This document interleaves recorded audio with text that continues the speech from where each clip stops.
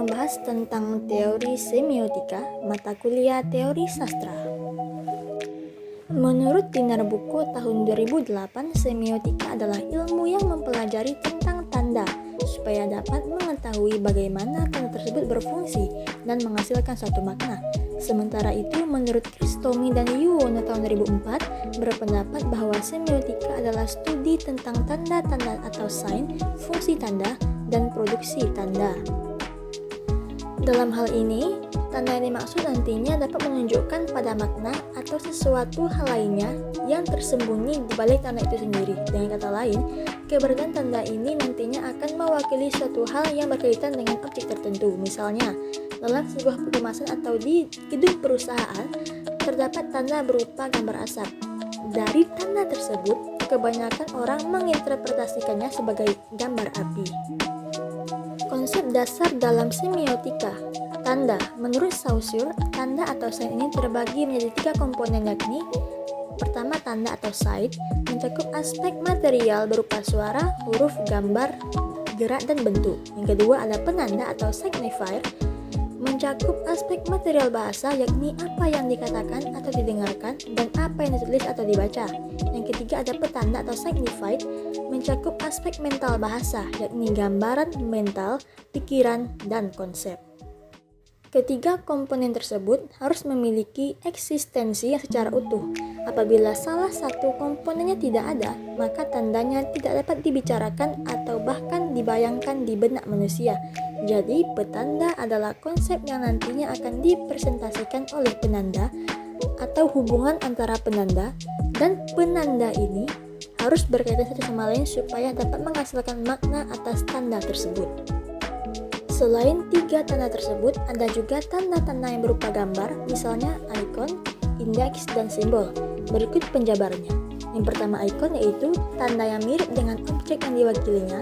Keberadaan ikon biasanya mirip dengan sesuatu hal yang dimaksudkan, misalnya gambar toilet di suatu gedung atau pom bensin, berarti di situ adalah tempat toilet.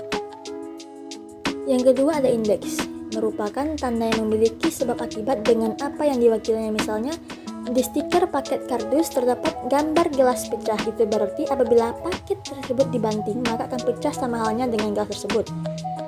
Lalu selanjutnya ada simbol, yaitu tanda yang didasarkan pada konvensi, peraturan, atau perjanjian atas kesepakatan bersama.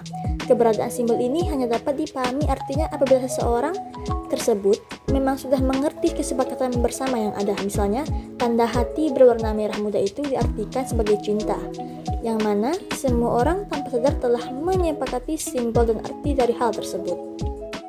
Selanjutnya kita akan menganalisis teori semiotika puisi Hujan Bulan Juni karya Sapardi Djoko Damono.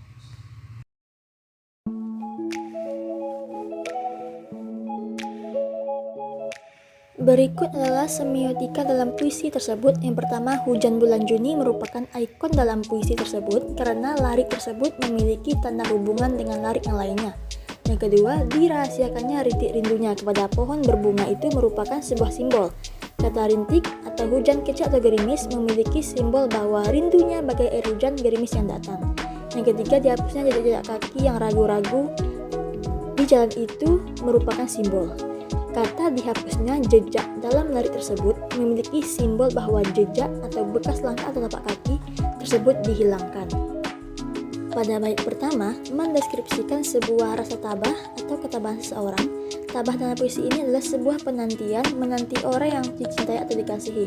Menurut KBBI, tabah adalah kata dan kuat hati. Almarhum Pak Sapardi menggambarkan ketabahan melalui kata tak ada yang lebih tabah dari hujan bulan Juni. Adalah sebuah kesabaran atau ketabahan dalam menantikan hujan seseorang karena bulan Juni digambarkan musim kemarau. Bumi yang merindukan hujan serta seseorang yang merindukan kekasihnya. Dirahasiakannya rintik rindunya pada pohon yang berbunga itu memiliki makna bahwa ia menyimpan serta merahasiakan sebuah kerinduan pada sebuah pohon yang berbunga. Pada bait kedua memiliki makna sebuah kebijakan. Menurut KBBI, bijak adalah selalu menggunakan akal budinya. Pada kata dihapusnya jejak-jejak yang ragu-ragu di jalan itu memiliki makna bahwa ia menghapus segala jejak keraguan atau bahkan prasangka tidak baik yang menimpa dirinya di jalan tersebut. Pada bait ketiga, tak ada yang lebih arif dari hujan bulan Juni adalah sebuah kearifan atau kepandaian seseorang dalam menyimpan kerinduan dan penantian. Dibiarkannya yang tak terucapkan menyerap akar pohon bunga itu. Memiliki makna, ia membiarkan segala sesuatu yang tak terucap atau kerinduan dan penantian yang kemudian diserap oleh akar pohon bunga. Secara keseluruhan, puisi ini memiliki sebuah makna bahwa tidak ada yang lebih tabah, bijak, dan arif dari hujan bulan Juni. Sebuah makna yang mengajarkan kita untuk selalu bersabar atau tabah dalam menunggu, bijak dalam menyimpan segala rasa, arif dalam menghadapi kerinduan. Selain itu, mengajarkan kita untuk menghilangkan segala pikiran yang tidak baik atas keraguan yang ada dan membiarkan yang tak terucap diserap oleh akar pohon. Baiklah, itu saja yang dapat saya sampaikan. Terima kasih.